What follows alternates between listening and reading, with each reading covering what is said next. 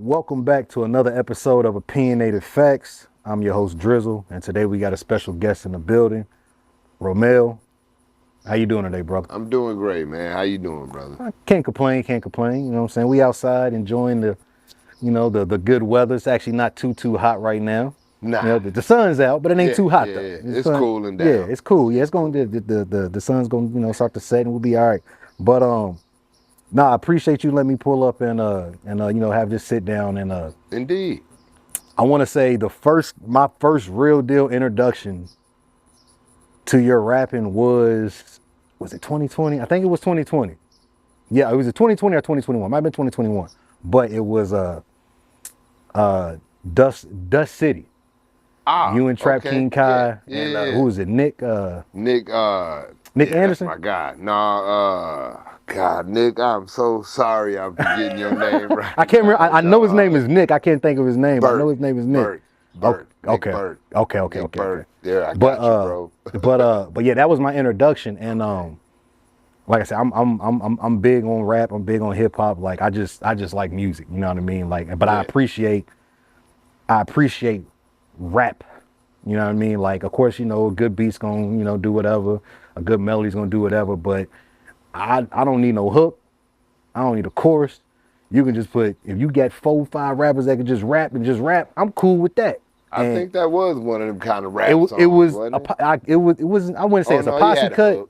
Yeah, it did. I wouldn't say it's a posse cut, but it was definitely had the elements of it being a posse cut. It was just me and Trap. I think Trap did the hook, and then I just took the second verse. Yeah, and but that was my introduction. And I hit on one of the homies, and I was like, yo, this shit hard. And I was like, and that was during the time where I was really like going back and picking up songs from local acts and guys on the rise and just figuring out what's what, who is who, and because like I said, I believe it was 2021, so it was like COVID, post-COVID, all that jazz. So I had a lot of time on my hands. It's like 2021, yeah. So I had a lot of time on my hands, and that was my introduction. And I was like, oh no, I like these guys because they can rap. You know what I mean? That's especially around this era where the rapping is secondary to the music. In my opinion, it's more so just make up something catchy, have a good beat, say some shit in 90 seconds, put it out. And that's it. It's a real microwave, Auto-tune it, don't forget. Yeah, you gotta have your little auto-tune here and there. Quick. But no, that was my introduction. And so like as I don't want to say as an artist, is that something that you kind of go into, I don't want to say the booth, but is that something that you kind of like pride yourself on of like, I don't want to necessarily, of course you want to adapt. You want to adapt with the times, but you still want to be Romell at the end of the day. You know what I mean? Yeah. I mean, I applaud the artists that change with the times or adapt. Mm-hmm. Or, well, a lot of them change with the times. They conform. Versus adapting, where you stay yourself, but you can get on these beats from today. You know what I'm saying? I can jump on anything, anybody, any one of these young cats can get on. I get on and go off, but I just prefer, that. Okay. What I do. That's the canvas I prefer to express myself on. Right. Okay. So what would be in your opinion, your introduction to music that I guess would say made you want to rap or get into the business per se? Okay, well, the rapping part, and I just told this story not too long ago. My cousin, man, he used to babysit us. He was like 16, 17. And he would babysit us when my mom worked third shift, right? Mm-hmm. And he had this red Geo tractor. Yeah, he had a red Geo tractor, the little Jeep, right? And man, cuz used to pick us up, and we'd be riding all through Racine and Kenosha. He had mad little homegirls, and my mom's third shift. Yo, it's 11, 12 o'clock at night. Me and my brother, we lit. 6, 7, like we outside, So, and it was a great time. But I'll never forget, man. MC Breed had just dropped "Ain't No Future in Your Front," and that was back when a single was on tape and it had the song "Clean Dirty" acapella and the instrumental. Yeah. So it'd be like "Clean Dirty" one side, flip that bad boy over, B-side to be like acapella instrumental. Yeah. So we listened to the song, boom, boom, boom, to clean the dirty play, it flips over, it plays the instrumental, cuz starts freestyling. I'm in the back seat like, wait a minute. So like, anybody can do that? Like, I thought only the guy, you know what I'm saying? Like, I never really even thought to take a crack at it. Yeah. So then he's doing his thing and he's like, all right, y'all, I'm passing the mic to y'all. And me and my brother in the back seat like, wait, what? What is this? And then like, I took my turn. The rest is history, dog. Like, I caught the beat and said my first little couple bars and they went. Yeah. And cuz was like, okay, but that's like all I could get out was like a couple little bars. And then like, but that was after the first time I passed. When it came back around, you know, but the first time he asked us, I'm like, what? Yeah, no, we can't do that. Why you tripping? Then he did his thing again, and then when he got back to me, I said my couple little bars, and the rest was, from there, I was, man, it was writing songs all over the place. Every time I spent the night with my other little cousin, bro, we writing songs, pressing play, and you know, the play, we had the double-sided boombox. Yeah, I'm one of them kids, pause, recording cats. Like, you know, we don't know nothing about going to no studio. I'm 9, you know, 8, 9, 10 at this point. And we still making songs, writing songs. My mother still got one of the first joints I ever wrote, and I was 7, 6, something like that. Like, now I've been rapping for a really long time. Yeah. But as far as like taking it serious as a career, that really didn't happen until I got here to Kentucky. Okay. Like, the majority of my life, I come from the era where we were just talking about it. You couldn't sit your music on the shelf next to so-and-so and this, or Jay-Z and Nas and this one and that one. There was no way of getting your music anywhere near them. Yeah. Anywhere near the Rakims and the Peoples and the KRS-Ones and the different ones that was rocking back then. So, like, you couldn't get your music to them.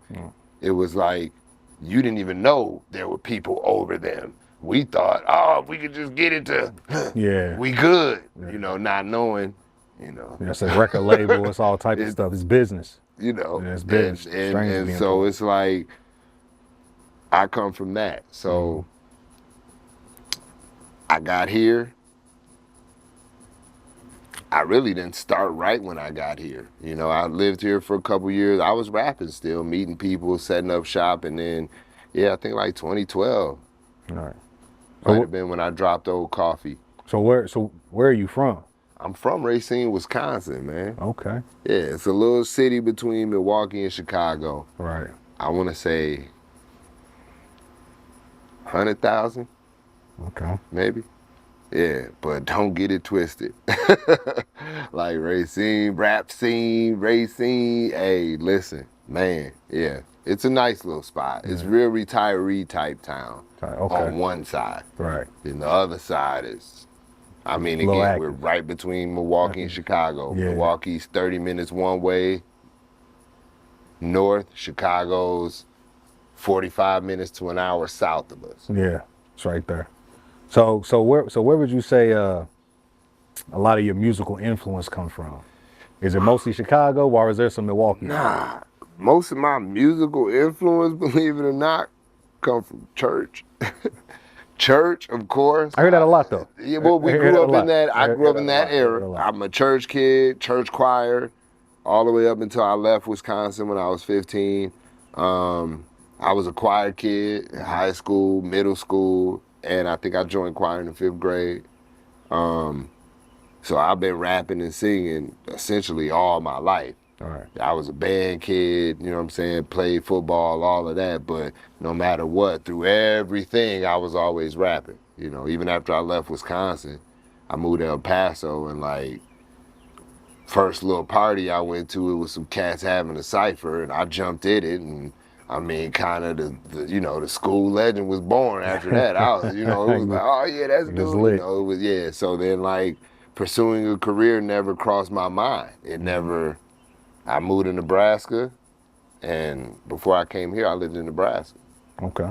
I rapped while I was there, but it was mainly battle rapping and just ciphers. I wasn't looking for no career, no deals or nothing. Yeah. It was just I was just going in stages.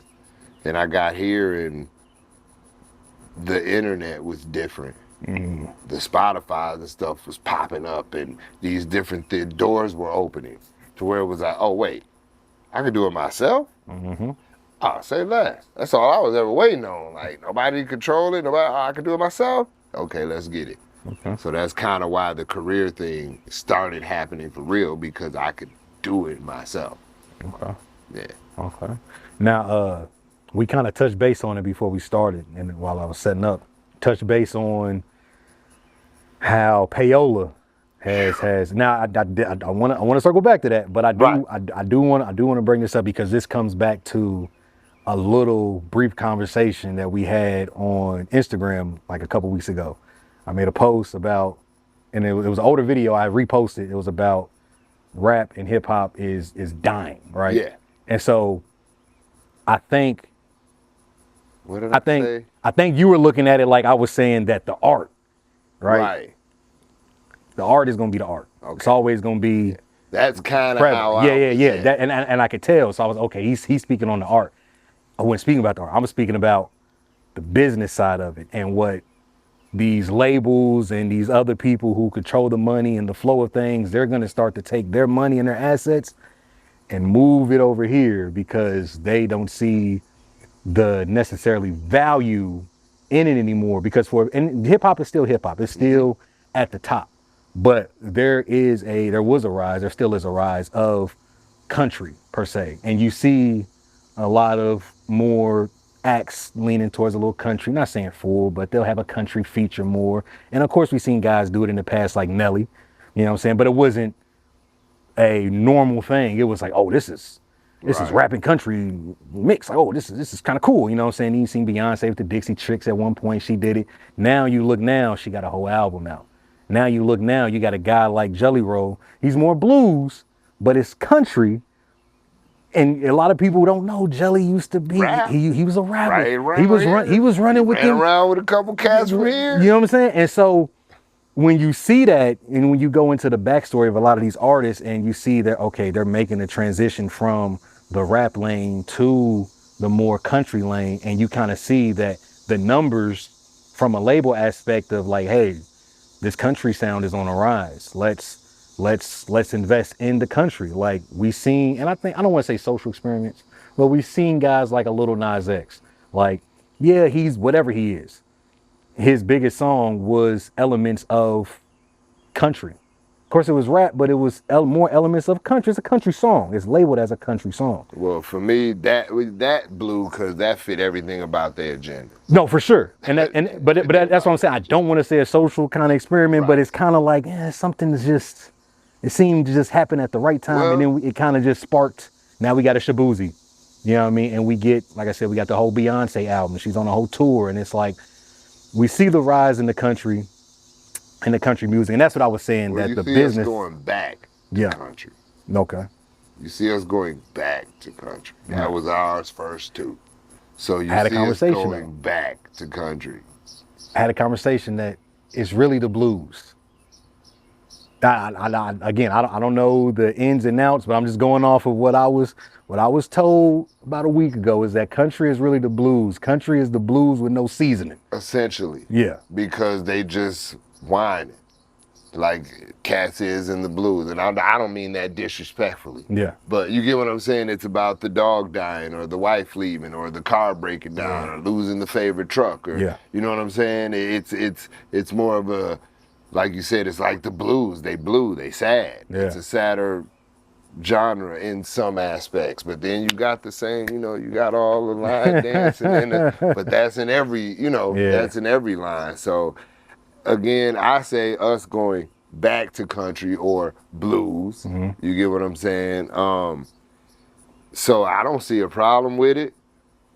I really don't. I don't have, I just wish people, or not wish, I just want people to create. Just create. Right. And then don't put barriers on who can create it. Okay. I ain't gonna hold you. I kind of have my own personal barriers that I have set up that I'm trying to destroy about who should be doing what. You know what I'm saying? But that's just part of the growth in it, because at this point, man, anybody can do what they want. Like I said, I come from a time where I was pressing pause and play on the tape, and after that, it just stayed in the tape player. Yeah. You get what I'm saying? Or I took it to the crib and showed the homies that, That was You know, it. we back in Racine, my freshman, sophomore year, right before I moved, me and the homie Blacks. He just got off tour. We was just on tour together last year. Yeah. Me and him met, God, ninth grade, and I had a job at McDonald's. And my first paycheck, I went to the studio. I hit him up.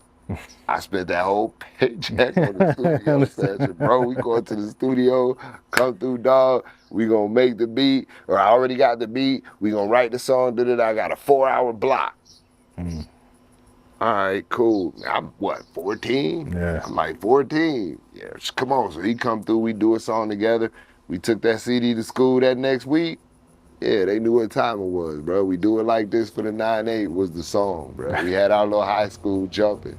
You know what I'm saying? So like, Cass really kind of, and that to me opened up my eyes to like, damn, like I could do this myself, but like I can only do this part right now by myself. Right. And I guess I just kind of always held back until I could just do it all myself.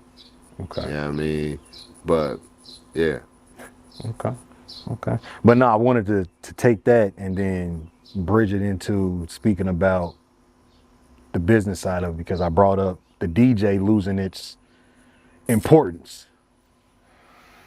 So I definitely want to, because you're from the era where you had to go through the DJ. You're from the era where the DJ was really, that was the star. It wasn't really necessarily the artist. It was the DJ. The DJ was the man. If you was the DJ, you was that nigga. You know what I mean? And so you come from that era, and to see nowadays the DJ, not saying DJs don't have value, but it's not what it was 10, 15, 20, 25 years ago.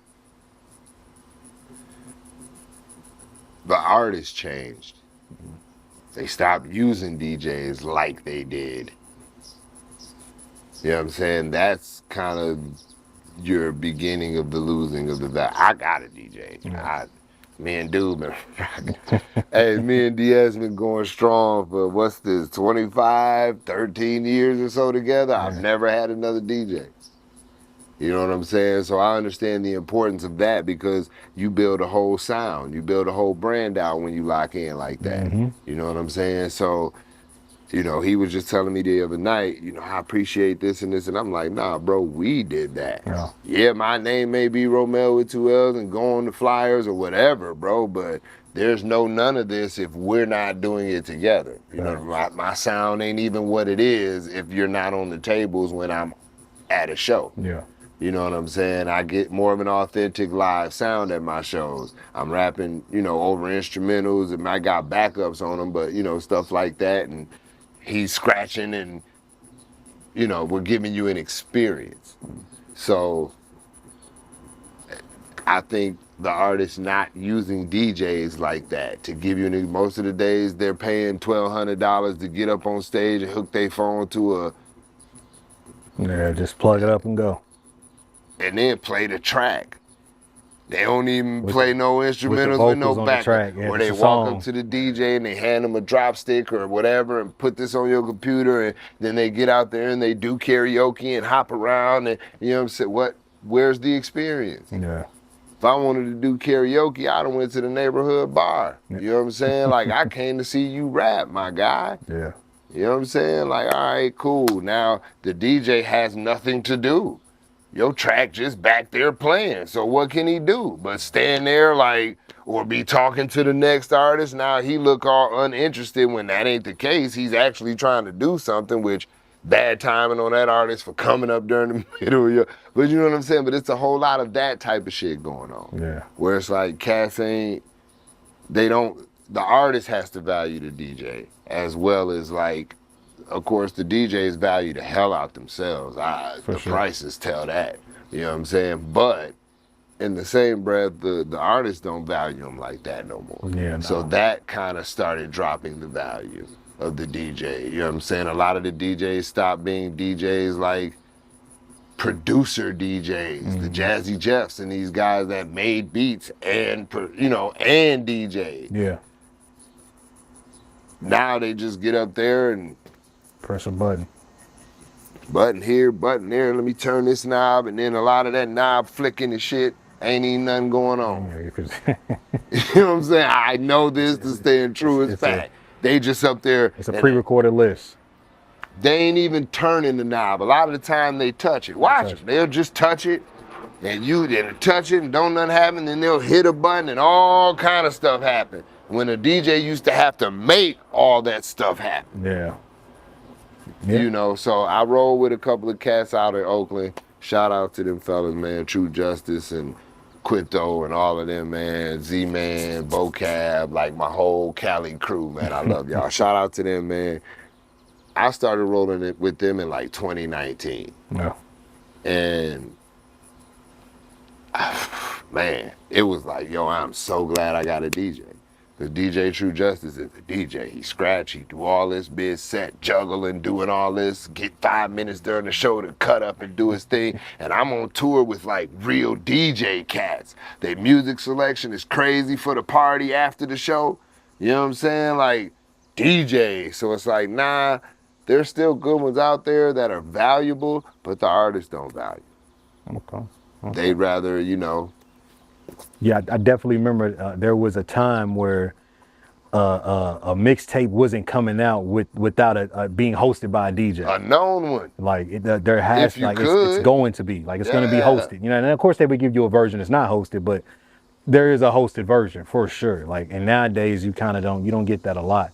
And I mean, yeah, you might have some DJs, you know, you got your Cali, you got your Drama, you got your bigger guys like that. They do like more compilation projects and stuff like that. And you know, Drama he'll do Gangsta Grills every once in a while still, but it's not like it was back in the day to where you pushing the tape and it's like the Clue tapes. You know what I'm saying? It's not, you don't get that no more. Mm-hmm. Like, and it's a lot of, I think that goes into the essence of the music and how it's changed. Like, because that was part of the grind. Like that was part of, like, I remember, it's actually one of my favorite Breakfast Club interviews, Kevin Gates, the very, very first one, when he first got out, when he first came on the scene, his very, very first time up there. And he was just he was like, man, it's just me. I got my girl, I got my brother, I got my manager, and all I got is a ice pick and a trunk full of bangers. And I'm going up to a DJ, hey, can you please play my music? And this is only like 13, 14 years ago. So it ain't like crazy long, but he's like, that was the game back then. Like I'm going to these spots. Hey, bro, can you play my music? Here go my tape. You know what I'm saying? And nowadays it's not like that. So many artists nowadays, they never touched a physical product of their own, never had their own CD, never had their own tape. Everything is just, I got a link. You know what I'm saying? It's like, can you download it? Yeah, it's can different. I send it to you? It's different when you can put it in somebody's hand and they can play it or not. But I put it in his hand. That's a different type of feel. And they might throw it in their car and they might not touch that tape for months. And they get back there and clean and say, what the hell is this? Let me put this, damn. You know what I'm saying? Man, I'm mad I slept on homie. Completely different. Whereas you send them a link, it's like, bro, I might never open that message again. Man, look, bro. And don't let it be to a service I don't have. Hell, I ain't got Spotify, bro. I ain't gonna touch it. Like, you know what I'm saying? Like, if it ain't the one I use, I'm good, dog. You know what I'm saying? So yeah, I get that, and that is it ain't a problem because, man, hip hop it just turned 50. Man. Yeah. TV ain't but fucking 80 or something like that. You know what I'm saying? Like, society in a real sense of things is still quite young in its technology, in its ideology, all of the above. So as that grows and evolves, I think this all grows and evolves, and even some of the evolution being going back to some of the old ways, like I was saying, but just making them newer. You know what I'm saying? I think the DJ being a part of the set is definitely coming back because rapping over your lyrics is going out. And it may not look like it is, but a lot of the places I be, like, that whole epidemic is about dead itself. You know what I'm saying? Which is gonna bring the DJ back because they're gonna have something to do. You know what I'm saying? Like that whole thing in itself gives the DJ nothing to do.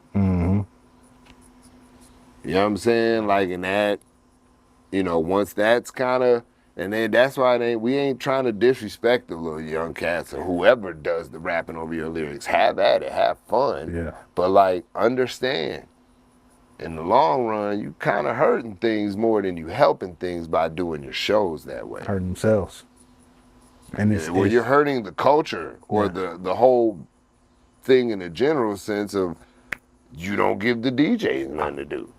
So like, I don't go to a lot of shows. Like especially not being, since I don't live here no more, I just, whatever. But there was a period of time a couple years ago, I got invited to a show, so I'm gonna go. The homie was dropping an album, and I'm really, really big on no matter what, whether it's if you cook, whether you make socks, whether if you make hats, you make clothes, you rap, you dance, you need reps.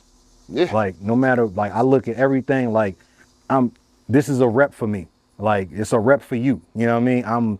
I don't take offense to somebody saying this is practice. Like no, it is practice. But whatever. But I got invited to a show, and this was the first time I'd never seen anybody on that bill perform live. So I get there, first guy's on there, he was already starting, so boom, he got done his thing.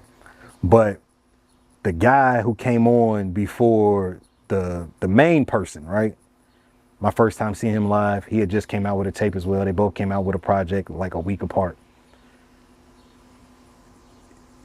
He gets on stage and you could just, it's almost like you could feel like the energy shifted in the building. Like when he got on stage, the floor got full. Like the music sounded more crisp. He wasn't rapping over his own lyrics. There was people in the crowd rapping his shit. He had, because everybody wants to bring their friends on stage. And this is really important. Everybody on stage, they was doing something. They were rapping the music with them. Like they weren't just up there just to be up there. Right. A lot of times you see people on stage, they just up there on stage, they taking pictures. They're not even paying attention. Hi, man. Yeah, but they're not even doing that. He's up there, they just on stage just be on stage. No, everybody who was on stage, they really fucked with him. And they knew his music. And it made the crowd get into it, because now the crowd is rapping, the people on stage are rapping, he's rapping, and he's not just standing in one spot. He's using the whole stage. And I could tell, oh, he practices. Like, he might not broadcast he practicing, but he practices. You know what I mean? He's practicing. The guy who the show was for, you could tell he did not practice. And the energy went from a 10 to about a 2. Mm-hmm. The participation went from about a 10 to about a 2. Mm-hmm. And I'm like, damn, bro, I felt bad for bro. Because I was like, this is your shit. And the person who you put on the bill before you, don't know made it their shit. In that situation, bro. To where, like, this what I do. Yeah. So they'll call me out. I'll pull up. And I'm always usually me and DS. Yeah. We don't do crowds and 100 niggas on stage. Mm-hmm. What? Yeah, no, none of that shit either. What the fuck? I don't need y'all up here hyping and shit. Yeah. Nah, we don't need none of that. Here's what we getting ready to do. You know what I'm saying? Y'all about to get hit with these bars, or y'all gonna get hit with these vibes. You gonna boom, boom, boom, pull up. And it be wild, because it be entourage. Oh, yeah. Me and him. I mean, hell, dog. In Tennessee, and everybody's doing trap, nigga. And I'll never forget this night, because I was in that bitch sweating. I was like, yo, DS, what the fuck are we doing here? Everybody's doing this trap is really like taking off. Everybody, rah, rah, rah. And I mean, it's gotta be another 30 artists to go, either before me and after me. So it was one of them deals, you know. Yeah. So I get up there and I'm like, shit, it's a rap. They finna boo a nigga off the stage. They not fucking. And I got the kick in my rap, and there wasn't no lyrics backing me up, and all these motherfuckers turning around and looking, and folks is getting up from their tables and coming up to the stage, and you know what I'm saying? That's energy. You can, and it's like, you can feel it without it even having to be like said. Yeah. Just because you're doing, like, they might not be paying attention, and like somebody might be having the lyrics playing, and they not gonna really okay, whatever. But when hey, this sounds different. Wait, what did he just say? Yeah, like this sounds. Oh, he ain't got no vocals on that. Is that the record playing or is that him? I get that all you know the what I'm time. saying? Oh, And- your shit be sounding like your records, bro. I love coming to your shows. Like, you sound like you do on record. Yeah. I'm like, because a long time ago, I told myself when I'm cutting records that to do it at game speed. Yeah. Don't try to be cool and shit in the booth. How are you gonna perform this when you get on stage? Now, there's a way to be cool with hella energy, but how are you gonna perform this when you're on stage, even being cool? Record it like that. Yeah.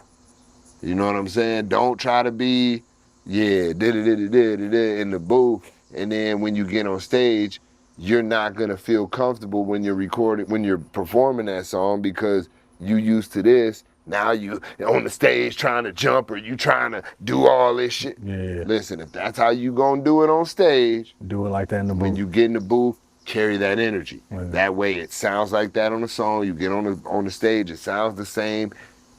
I don't know, for me, I feel like the sounding like my records even helps me perform. You get what I'm saying? It just helps me remember my shit, man. Yeah. If I just, hey man, I'm gonna just do it full speed. Yeah. I have trouble when I practice at half speed. I fuck songs up that I've been knowing for 10 years. Yeah. But sometimes I could be put on the spot and do a song I ain't done in 10 years at game speed and won't miss a word. Because like you said, the repetition. My first 3 years on the music scene, 2 years on the music scene here. Big shout out to Carolyn. I can't remember the dance company's name, but big shout out to Carolyn and Kate Whitberg for hooking me up with Miss Carolyn and them and that dance troupe, bro. I was down there, I don't know if you remember Baxter Avenue Morgue. Okay, so the Baxter Avenue Morgue was a Halloween deal they used to do every year. They set up this like haunted house up underneath this building on Baxter Avenue. But outside this dance troupe, they did the Thriller While You Waiting.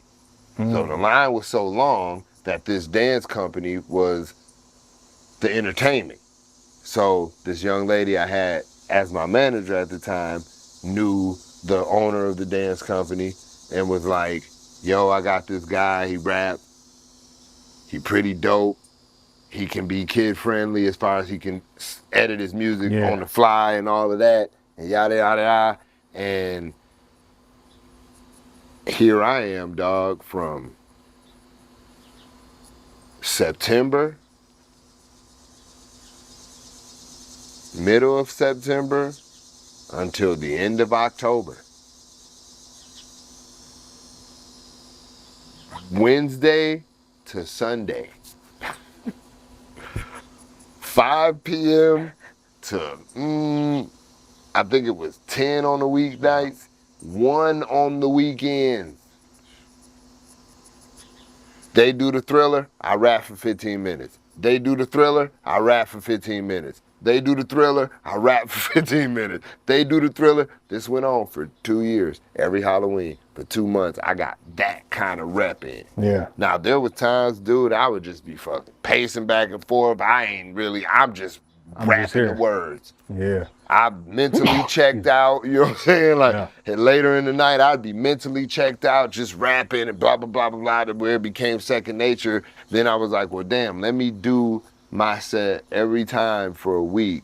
This next week, I'm gonna make sure I'm doing this 100% every time and let that be my throttle down. So even when I'm throttled down, I'm still going 100. So that just kind of carried with me from that. I say it in a few songs, repetition is key.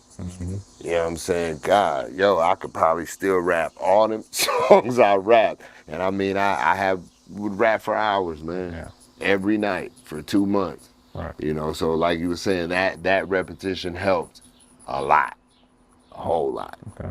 Now, what would you say, now outside of getting your reps in, what would you say is your, I don't want to say your recording style, but I guess your music making style? Like some people nowadays, was it punch in, punch out?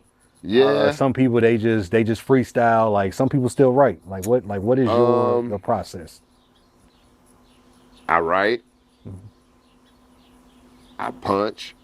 But if I'm punching, I'll do 8, and then punch the last 8. You know what I'm saying? Past that, I don't do like do 2, punch, punt. Nah. Yeah. I'll drop 8, sit back, cook. I back up, drop 8. You know what I'm saying? But for the majority of the time, I'm writing. The drop 8 process is new. You know what I'm saying? I've been working with that for probably the last 6 to 8 months because I've been trying to speed up the process, for one, and then for two, it just kind of allows me, it's really opened up my flow. It's opened up even like the content of what I'm talking about and whatnot. So like, yeah, I do a little bit of both writing and I don't do too much freestyling as far as like for a record. I let them Swisher House cats do that. I used to love them records, bro, but like, you know, what's the one? Running on the highway, getting money up the highway. Oh. There gotta be a better way. Yeah. Way. Yes. Yo, them cats freestyle that whole song. Baller, Chuck Cola, 20 inch ring. Yeah. Pop. That's a free. Listen to that song. Them cats freestyle. Yeah. The whole song. So I mean, I get it and I like that, but I'm gonna leave that to them. Yeah. You know what I'm saying? Yeah, For me, I'm a writer / give me a minute to cook up. Right. I punch them 6, 8, 4, 8, and then come back and do the next 4, 8, or 4, 4. You know what I'm saying? I'll break it down if I need to, depending on how fast the song is. Right. Again, this process is new to me. I'm Q Mystic, one of my brothers and one of the natives artists on the label with us.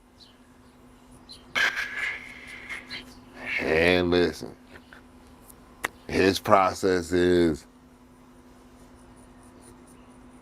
fool around for a few minutes, doing some dumb freestyles, and out of that will come a hook. And then like, all right, I'll see y'all next week. And then next week when we come back together, there's this whole verse cooked up. But I'll usually get a text or something or a video, or we'll get an Instagram video or something in our group text. And he'll be like, hey, y'all, I got my verse. I mean, it's just something I look cooked up on the way home. It's like, all right, but he's he don't write. Yeah. And he don't miss when we perform. Yeah. You know what I'm saying? He don't miss. And I'm like, yo, I admire that in the homie. I want to get my game tight like that, you know? So I've started the process of, and I'm getting better. Like I said, I went from cooking up 4 and having to punch that, and then cook another 4 and doing my 16s and 4s, blocks of 4s to now I could drop 8.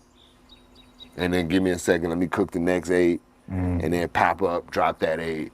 But again, it's opened up the flow, it's opened up what I'm talking about, how you're talking about it, Yeah.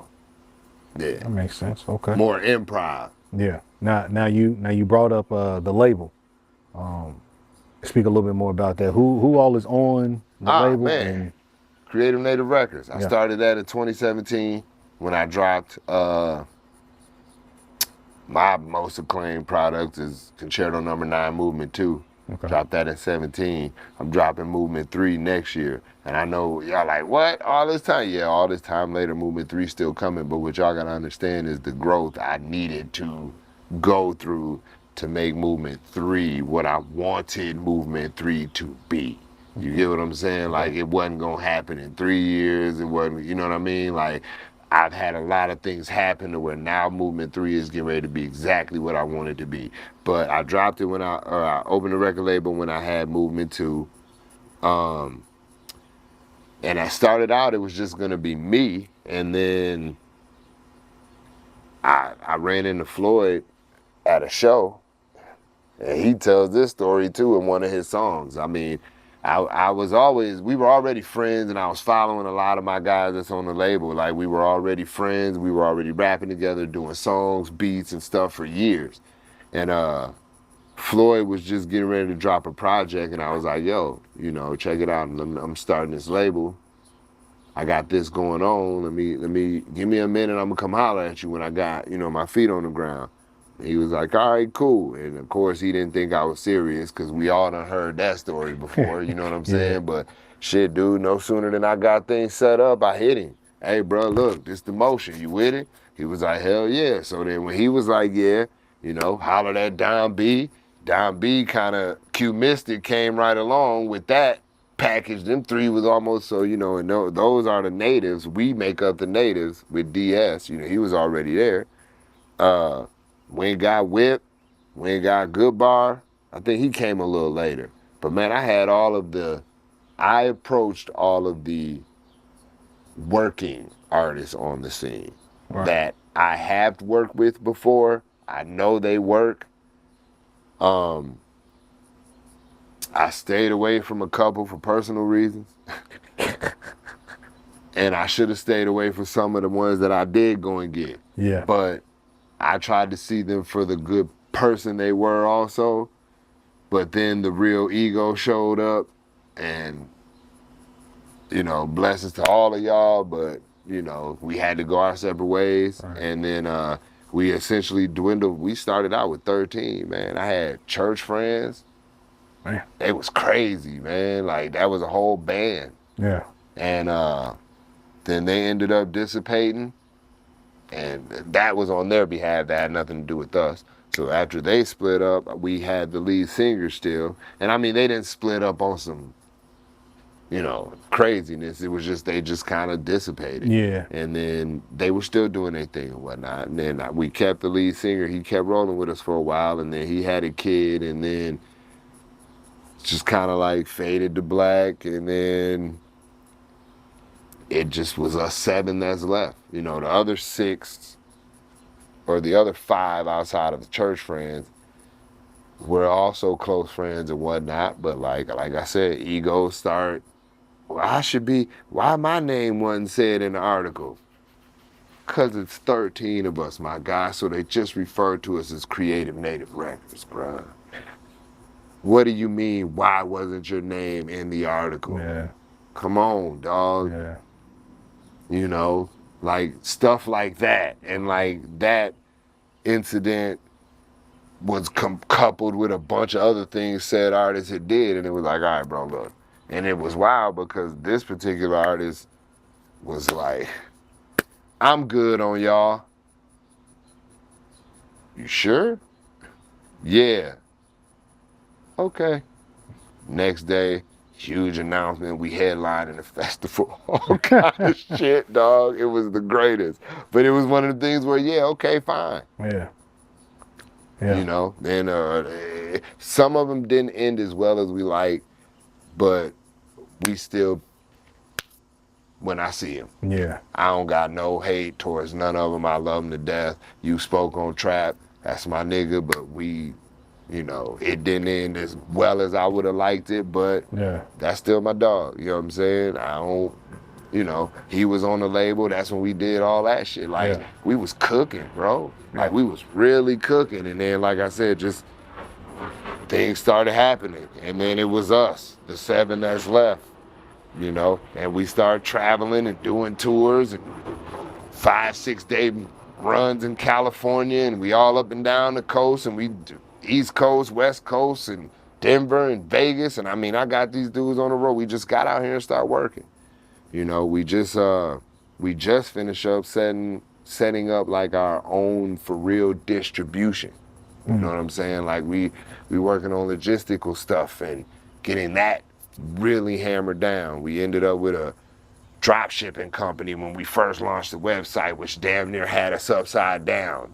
Not being knowledgeable on how that stuff really works. You know what I'm saying? So like, then it was like a fallback, and here we go again, but now we're manufacturing our own stuff. We got this and that, and shipping, and we're just gonna do it ourselves. You know what I'm saying? Like, let's cut all the and let's just do it ourselves. Right. You know what I'm saying? On some strange music shit. So that, we eventually went from wanting label deal, let's do this, to like, nah, bro, we just gonna take the strange music approach, bro. You know what I'm saying? Warehouses full of our own shit. We'll ship it ourselves. We'll do everything ourselves. Set up our own departments here. Set up our own. That way, can't nobody tell us shit. And it's been working. Yeah. We love it. You know what I'm saying? We can do what we want. We go where we want, when we want, shows when we want, how we want. We ain't getting knocked over the head. You know what I'm saying? The deals I'm doing with their, you know, they'll drop an album and I'm, you know, getting the shirts and stuff. Yo, you ain't got to do nothing, bruh. Drop it. Give us the album. We going to ... Tell us what your plan is. Let's get that cracking. Yada, yada. Let's go out here. Let's get it. You want to do shows? Where you trying to go? What you trying to, you know, we do our own booking. We do our own, when I say everything, I mean everything, bro. Yeah. Mixing, mastering, recording, you know, everything is in-house. Hell, we barely even really do features outside the camp because it's 7 of us. Yeah. We're not all in one group. We're all solo artists who just love working with each other. You know what I'm saying? So it's like, we don't mind working outside the camp, but I know I can go right next door and get exactly what the hell I want. Why am I finna go? And I understand the whole like camaraderie and meeting artists. You know what I'm saying? I understand that, but No. we're still in the stages of trying to articulate a sound. Yeah. I think that's important. Like, I think over time, I think that has gotten lost. Because remember, well, I don't want to say remember, but there was a time where back in the day where you get 4, 5, 6, 7 different artists from, they're all single, they're all solo artists. That would be your posse record. Like that would be important. And then I think over time, it almost became normal. Like, oh, let's just put these all stars or put all these people on a record, and it is what it is. And it almost became normal. But there was a period of time where back in the day where it's like you looked forward to, like, man, I wonder what this rapper would sound like with this guy and this guy, and then like it finally happens, and it's like, man, nowadays it's like, I heard that before. You know what I mean? And it's kind of lost its essence. So I think you all having that exclusivity, like not really including everybody, like y'all not We like almost take the Rough Riders approach. yeah. Our it's all right here. It's all right here. We don't have to really go. Like, Yeah, we might right pull from here. over here every once in a while, but I can go to my man's, my brother, my cousin, like whoever's who, but it's all right here. And we all understand the mission. It's not gonna be no extracurricular bullshit that don't got nothing to do with it. We going on trips across, you know, all of these different places. I'm reaching out to the young artists. Hey, you want to come open for us? Well, how much is it going to cost? Whatever it take you to get there and get your room and get home or whatever. You ain't got to pay us to perform. Matter of fact, you're going to get some door split. Yeah. Oh, well, what's the door split going to be? I mean, bro, you might leave with 150. Cover your gas, might cover your gas and room if you get the right room. Yeah. Oh, no, man, I can't move for that. Understood. Yeah. So you sit at home. You don't gain no experience. My first 2 years, I don't think I ever got paid for a show. Yeah. And I did 400 shows them 2 years in Louisville because I couldn't get nowhere else. Mm-hmm. That's how it has to be. Sometimes, not saying always, but it's part. But getting your reps in and going through that, like you're not. You walk. Yeah, like you're not just gonna just be doing shows and be getting paid. Like, yeah, you're probably you might do a show just to get some food. You might do a show just to get some gas money. You might do a show just for your reps. Tickets be hitting. Yeah, you see what I'm saying? It might be some shit where they be like, hey, we ain't got no money for you, but shoot, you can come and get a couple drinks for. You want Rmllw2llz in the house? Drink tickets, bro. Yeah. I don't even drink like that. Yeah. Straight up. But like, I don't know. I just like getting drink tickets. Yeah. I might have a drink before my set. I might have one after. I'm not a drinker. Yeah. Obviously. You know what I'm saying? I'm not a drinker. But like, I don't know. Yeah. To me, hey man, listen, drink tickets. If you want to give me a little food, I'm pulling up because I'm gonna make my money selling merch, CDs, you know what I'm saying? Like, and then once they jump on the email list and get familiar, caught up, get info, you know what I mean? Like, nah, I'm gonna come grab some people gonna spend some money more than just a night, pimp. So I just need the exposure. Mm-hmm. But the one thing I'm not ever gonna do is pay for that shit. All right. They ask around town, they will tell you, I do not pay to play. I think I might have did it one time. I can't remember, what was it for? And I might have been out like $50. Yeah. Past that, and listen. No. I mean, I ain't even gonna hold y'all. No offense to my homies out there. We done been on the same stage, and I know y'all paid to get up there. I didn't. I refuse. You're not gonna repent me 2-3 times over, bro. You wanna make me pay you. Mm-hmm. Then in most instances, you wanna make me bring so many people. Yeah, promote, as well. Sell tickets. I gotta pay you to do your job. Yeah. Stop it. Yeah, that's the game. Come on, man. That's the quick little hustle. Then they be like, man, I'm not paying. I don't need your opportunity that bad. I'm gonna get it out the mud. It's gonna be organic. It might take me a little longer, but it's gonna last a little longer. Yeah. Easy come, easy go. Yeah. Period. Like I watched it time and time again with artists leaving and coming from this city, artists from right here that still mean easy come, easy go. Mm-hmm. You know what I'm saying? I watched them get it real easy, and then before you know it, it's gone. Man, what now I say, I'd have been up, I'd have been down, I'd have been rich, I'd have been broke, and here we are. We still right back at damn near, we on our way to bagging again. You know what I'm saying? So it's like consistency, things like that. Yeah, we stick to it, man. I can't speak for everyone. Yeah. But yeah, we get after it. Okay. Now you brought up a multitude of places where you performed at and done shows at. Which area would you say gave you the toughest as far as the crowd? Like which one was kind of like, okay, this is a different type of crowd tonight? That's only ever happened in Louisville. Really? Only ever happened here. Anywhere else I've ever been, dog, I don't care what the crowd looks like. I lived in El Paso for 5 years. Mm-hmm. The last tour I was on with the Slap Frost, DJ True Justice and all them out in Cali, I was on the Slap Frost tour with them. Finally, I'm getting ready to go do a show in El Paso, bro. I'm like, yo, I'm gonna sell the venue, period, on my name. Like I was him when I was like, yeah, come on, we going. I'm gonna hit all the homies, we gonna pack that joint. Yeah. The show got canceled. Damn. So we ended up stopping the next town over in Amarillo, right? Walking this restaurant, bunch of middle-aged white folks sitting at these tables. Wu-Tang is blaring out the speakers, bro. The dirty version. Yeah. And I mean, all middle-aged white folks and older. Yeah. With their grandkids, and Wu-Tang is blaring. They was jamming. And I'm looking around like, okay, cool. We get to the bar where we rapping that night. About 35, 40 people show up. Mm-hmm. Middle-aged, younger, white cats. To be honest, hell, we might have been the only black folk around there for the most part. That 40 people felt like 600. They was rocking. Bro, cypher style shit when you rapping, they grouping up around. Man, I made like 800 on merch that night. Yeah. 40 people in the room, dog.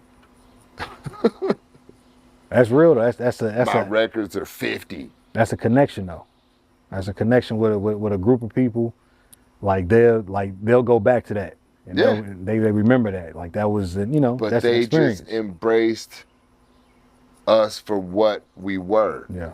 Not who we were, who they think they know we are, or who they think, they know us as. Mm-hmm. That's the kind of the one thing about some of these home shows. We get to the home shows, I ain't gonna hold y'all, and y'all know it, y'all done been to them. Our shows be blanked half the time. We'll get 15, 20, 30, unless we're doing something big. Now, when we do our headliner shit, we get a couple hundred.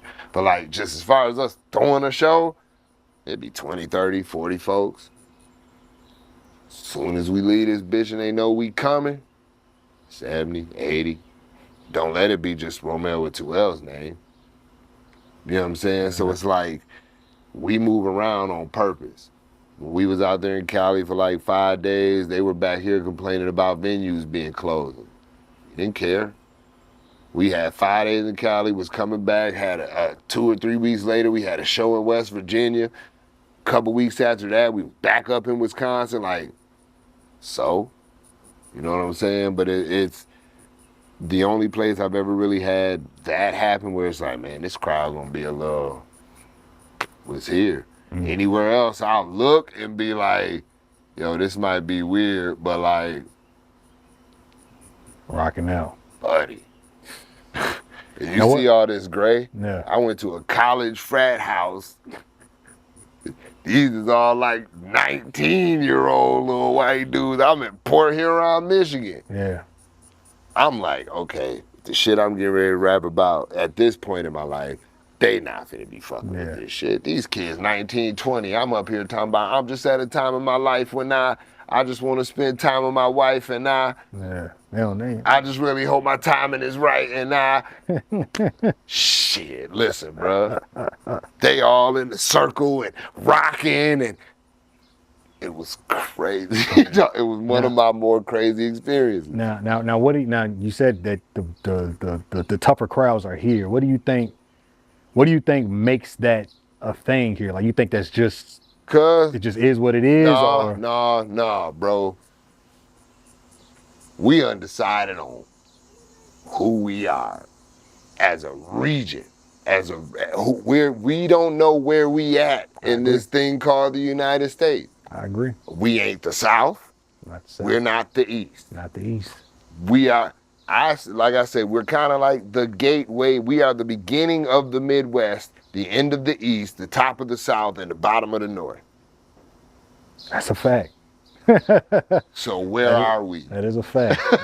Depending on what part of the state you're in, you'll see all those different type of elements. So where are we? Yeah. You get what I'm saying? Yeah. Like, so where are we? And which you would think people would embrace the diversity that would bring. Mm-hmm. But nah. 80% of the population, black and white, of the state want to be the South so damn bad.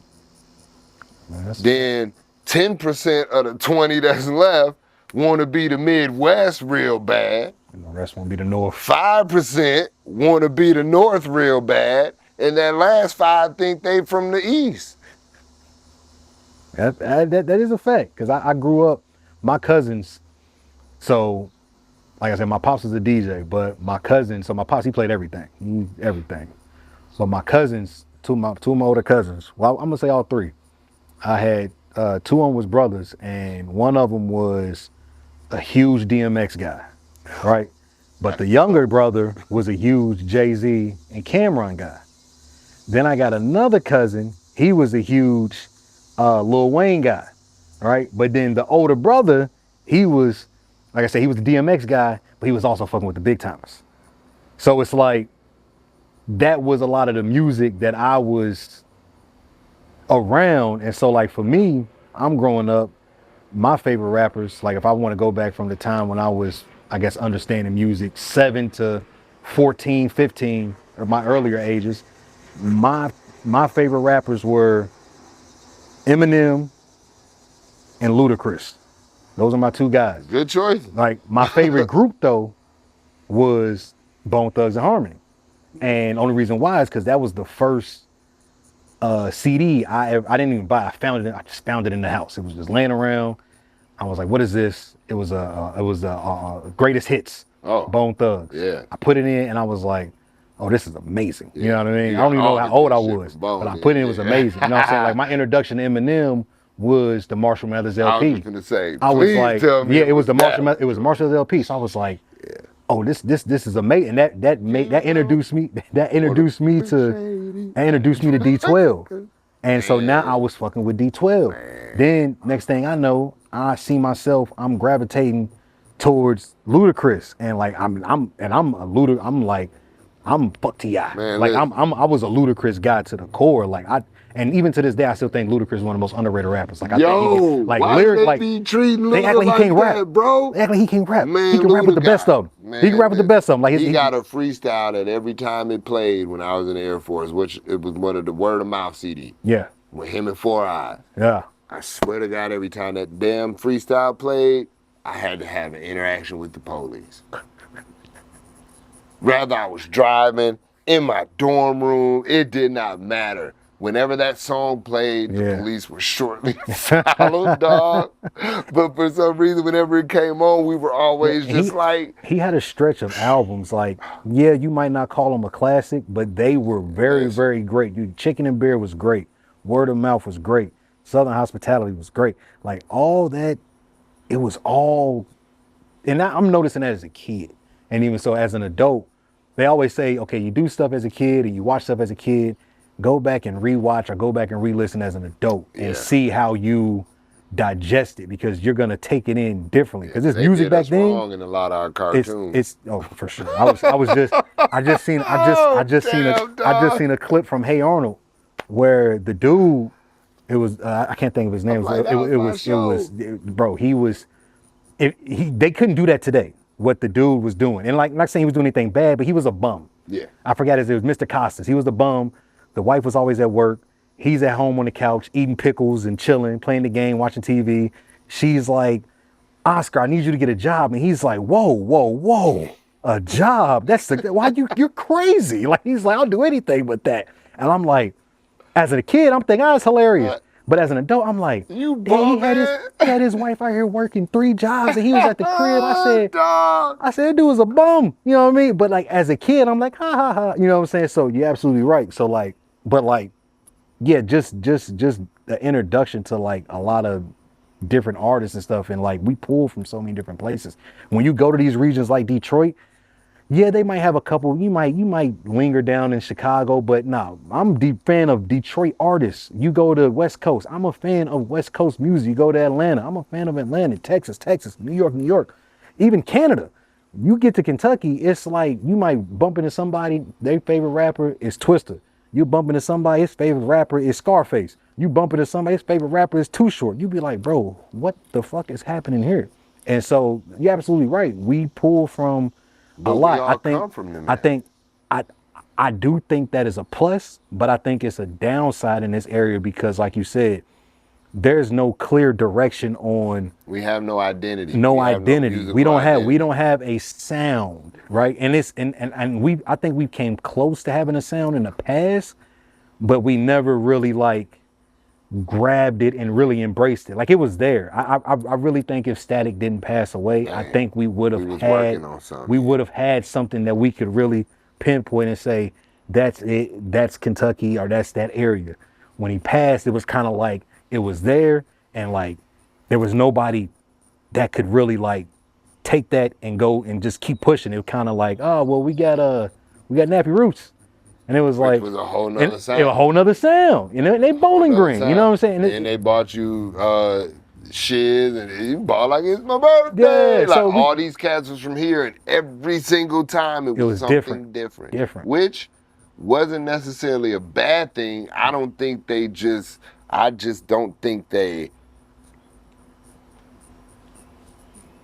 like tried to make it stick. Yeah. As far as I don't have a problem with the eclectic sound. Yeah. That's our sound. It's eclectic. Mm-hmm. I'm from Wisconsin. Furious Floyd, New York, Long Island, Whip, Detroit, Q Mystic, E-Town, Don B, he's from here. Everybody, we're from DS. He's from Indiana, South Bend. You know what I'm saying? So it's like we are from everywhere. A lot of I run into people from Racine down here all the time, bruh. Folks, I ran into a homegirl / cousin of mine right over here at this gas station. It's not too far away, bruh. I was popping out, popping in. I ain't seen this girl since I left Racine. And I'm like, yo. She was like, what the hell you doing down here? I'm like, man, look, I've been living here almost 17 years. She was like, me too. I was like, where do you stay? She was like, over there. I'm like, I'm literally like, around. We've been living around the block from each other, damn near around the block. Within a mile of each other for 5 years, bro. And didn't even know we was in the same city together. Let alone the same state. Let alone the same neighborhood. You feel me? So we come from all over. Yeah. And me and her, same city, same cloth almost, Yeah. as far as our cut. It's just, you can tell kind of the different the different paths we went as far as like after the city. You know what I'm saying? But nah, you can tell we from the Midwest. North, if you will. Most people would call Wisconsin the North. But like where I'm from is right there at the bottom of Wisconsin, which is still in the Midwest. Right. So it's like, again, we get a regional identity. I don't necessarily say we need a sound. I think our sound is creative. It just don't get creative enough sometimes.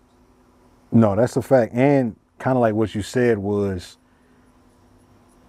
you can't really pinpoint a sound. And like, I'll just use these guys as an example, the big three. You got Bryce's music. Bryce's music is probably the closest to being static influence for sure. Like that's the closest, right? Right. And I think if he would have, if the situation was different, if he popped closer to the time to when Static unfortunately passed away, I think he could have definitely elevated that sound a lot sooner. It would have worked, but it still did his thing. You got Bryson, whole different sound. Man, you got Bryson Jack. Static would have been crazy. Facts. Well, that's but that's a connection because that's how Timbaland kind of that's a whole nother thing. Anyway, Man. you got Jack, whole nother sound, Right. and then you got G, whole nother sound, right? And so when you tell somebody, or you tell people Bryson, Jack, and G, they're from Kentucky, they'll be like, they don't even sound right. You got spaghetti, fucking ribs, and you got Thai Veal. food. Yeah, you know what I'm saying? saying? They don't even go together. They can't even make a dish out of this. Like it's literally three separate entrees in completely different restaurants, right? Whereas if you go to Atlanta, it all makes sense. Like these guys come from, maybe they come from under Gucci or they come from under The this. brand of Atlanta. The brand, you know what I'm saying? Same thing with Texas. There is a brand. Kentucky don't have a brand Don't have a as brand. far as our music. Yeah. Nashville got a brand. It's country. Or, Tennessee got a brand. It's They do. country. I guess we got bluegrass, but like, I mean, shit, I guess we just need to start fusing the bluegrass if we're going to call a actual born sound from here. You know what I'm saying? Like, it would be bluegrass, but how do you, yeah, we don't have that branded sound like New York, like California, like you said, Detroit, You can't pinpoint it. Atlanta, Texas, and we saying cities as if they're states, but we don't have these certified or whatever sounds. Our sound is very eclectic because we have elements of all of that shit. Yeah. Like if you listen to my last 3 years, you hear everywhere I've lived. You hear Florida, you hear Texas, you hear Nebraska, you hear Wisconsin. You hear everywhere I've lived, and some of the words I say, you know what I'm saying? Some of the beat selection is just kind of the sound of that area. And you would be like, Nebraska ain't got it. Well, when I was there, they did. Yeah. They had this one cat out there, he was cold as fuck. He was the first person I ever heard, regular cat. Yeah. Now, mind you, this is at a time where I'm not too knowledgeable about it, but I'm sure it's being done. But he's doing these remixes where he's pulling the acapella, pulling the verse off and putting his verse on. And those are his mixtapes. He's the first cat I ever met doing this. Yeah. And he banking off this shit. Yeah. And the dude was nice. Bro, he was nice. And it was one of them, damn, why didn't I think of that first? But like his sound outside of that Yeah. was crazy. But everybody else in the state kind of had not a similar sound, but nah, it wasn't. You get what I'm saying? Like they had their own thing, but like you said, it made sense. Mm-hmm. I think, like you said, ours don't make sense. Yeah. It don't. It's a lot of eclectic don't mesh. stuff, It don't and mesh. it just It don't mesh. It don't mesh. it'll work. It don't mesh. eventually. Like I think. and I hate to say that because again it's a lot of talent here. It's a lot of Very talented. much. It's good music that From comes the out of here. underground, like But it's hard for like what pushes the scene. A part of it is the sound. Like if you go back to Texas when Swisher House came on the scene, like that was a thing. Like of course you had Texas artists before that, but that was really a thing. Like if you look at at New York, like they always had collectives coming out of there, whether it was, you know, Rockefeller, whether it was Wu-Tang, whether it was whoever it was, maybe go down to Philly at State Property. Like there They were were different styles. exactly, But they made sense. it all That's the flowed natives. together. 4 different styles. It doesn't make sense here. So I definitely think that is a caveat for the area. But it's been a dope interview. Indeed. I appreciate you for letting me pull up. For sure, man. Thank you. Nah, Thank you for for sure, reaching for out. sure. Thank you. You know what I'm saying? Hey, I appreciate it. No, for sure. And Real like I said, it was a dope interview. You got any shout outs you want to give? Oh man, I just want to shout out all the brothers, man. Don B, Furious Floyd, Q Mystic, DJ DS, all the wives and girlfriends. Shout out to all of y'all. Shout out moms, my brother. Hey, big shout out to the music scene right now. Real shit, man. They cooking. Yeah. You know what I'm saying? One take up, one right now. You know what I'm saying? Sasha Renee out here getting busy. Mm-hmm. You know what I'm saying? We moving around. Cats is blossoming. The younger cats is starting to really shake their tail feathers. I'm showing age there, but you know what I'm saying? The young cats is really starting to get out here and shake and move is kind of what I'm saying. They're really out here shaking, bro. I was at a little function not too long ago, and it was just kind of like, we may have appeared to be the grumpy old men in that bitch, but nah, we were super excited. Yeah. Because it was beautiful to see, man. These young cats out and they're creative. All right. That's all we could ask. They're creative. Stay creative. Be creative, man. And hit us up on the website, bkr8v.com. Becreative.com. That's where you find us. Creative Native Records, everything. Music, merch, artists, all that shit. Yeah. Well, look, like I said, been a dope episode of Opinionated Facts. And we out. Peace.